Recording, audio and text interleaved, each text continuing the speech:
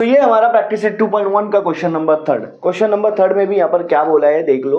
Apply the given elementary transformation of the following matrix. आपको एक matrix दिया है, दो मैट्रिक्स दिए यहाँ पर, और वहां पर आपको एलिमेंट्री ट्रांसफॉर्मेशन करना है। अब पहली मैट्रिक्स आपके पास ए है, दूसरी मैट्रिक्स आपके पास बी है।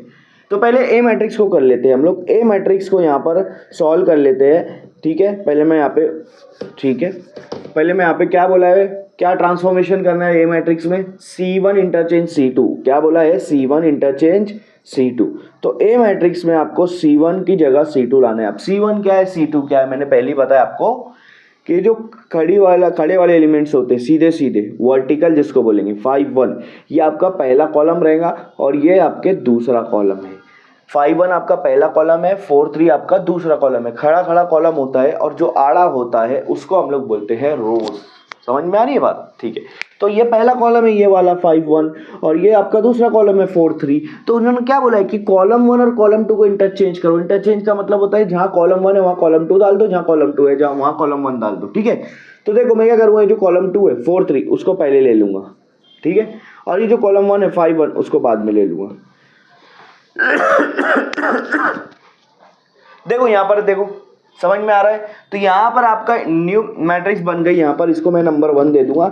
न्यू मैट्रिक्स आपकी बन गई 4 5 3 1। तो पहले वाले ए पर तो हमने एलिमेंट्री ट्रांसफॉर्मेशन कर दिया। अब हम लोग बी पर ट्रांसफॉर्मेशन करेंगे। यहाँ से आंसर है, अब बी पर ट्रांसफॉर्मेशन करेंगे। बी मैट्रिक्स के ऊपर क्या ट्रांसफॉर्मेशन होगा, पहले ट्रांसफॉर्मेशन ले दो। R1 interchange R2।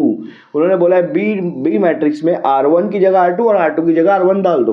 ठीक है, हाँ, तो अब हमारी बी मैट्रिक्स क्या होंगे। अब R1 क्या होता है, मैंने बोला आरडी वाली जो एलिमेंट्स होते हैं वो R1 पहला वाला और दूसरा R2। आरडी वाले एलिमेंट्स आपके रोज होते हैं, रो होते हैं। पहली वाली रो 1, दूसरी वाली रो 2। तो उन्होंने क्या बोला, रो 1 की जगह रो 2 ले लो, रो 2 की जगह रो 1 ले लो। इसकी टोपी उसके सर, ये वाली बात है। ठीक है, 3 1 को नीचे ले लेंगे, रो 1 को रो 2 की जगह ले लेंगे और ये जो रो 2 है इसको रो 1 की जगह ले लेंगे 4 5। तो देखो यहाँ पर चेंज कर दिया, सिर्फ ऐसा चेंज कर दिया।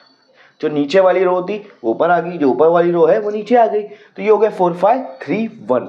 ये आपका बी मैट्रिक्स आ गया, इसको नंबर 2 दे देंगे। लेकिन क्वेश्चन में अगर आप आगे पढ़ोगे ना तो क्या बोला है, व्हाट डू यू ऑब्जर्व।